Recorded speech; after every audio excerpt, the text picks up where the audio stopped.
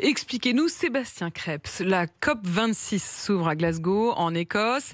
Mais la question, c'est est-ce que les 25 COP précédentes ont servi à quelque chose? Alors, pour vous répondre, on va remonter dans le temps. La toute première COP, elle a lieu à Berlin en 1995. COP, en passant, ça veut dire Conference of the Parties, la conférence des parties prenantes, entre guillemets, la planète entière, donc 196 pays, plus l'Union européenne. En 1995, en fait, le constat, il est déjà établi. Le GIEC, le groupe d'experts de l'ONU sur le climat, a publié son premier rapport en 1990. Conclusion, l'activité humaine perturbe bien le climat et risque de provoquer des dommages irréversibles. En 92, c'est le sommet de la Terre à Johannesburg. Vous vous souvenez forcément du Notre maison brûle de Jacques Chirac et nous regardons ailleurs. C'est le premier traité qui est signé entre 178 pays, mais personne ne s'engage à rien, sauf à discuter. Voilà le point de départ des COP.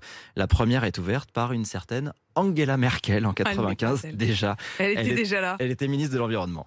Il y a eu des avancées? En fait, la première COP importante, c'est la COP numéro 3 au Japon, 1997, avec l'adoption du fameux protocole de Kyoto. C'est la première fois qu'un traité contraignant est signé. Les États s'engagent à réduire de 5% leurs émissions de gaz à effet de serre en 15 ans. Le texte va aussi créer un marché du droit à polluer, c'est-à-dire qu'une entreprise polluante devra payer pour ses émissions en achetant des droits à celles qui polluent moins. Le problème, c'est que ces engagements ne concernent que les pays industrialisés. Ils sont 38, mais les pays dits en développement, à l'époque, eux, ne sont pas concernés, la Chine et l'Inde notamment. Et puis il y aura ceux qui traînent les pieds. La Russie ne va le ratifier qu'en 2004. 7 ans plus tard, les États-Unis, eux, ne l'ont jamais ratifié. Le Canada finira par en sortir. Bref, Kyoto, c'est imparfait. Mais ça a eu le mérite d'exister parce qu'ensuite, les progrès ont été très très lents et bien timides. Échec cuisant de la COP numéro 15 à Copenhague en 2009. Impossible de se mettre d'accord justement sur l'après-Kyoto, d'intégrer les pays émergents. Ni la Chine ni les États-Unis ne veulent y aller. Seul progrès, un fonds vert va être créé pour aider les pays les plus vulnérables. Et on en est là aujourd'hui?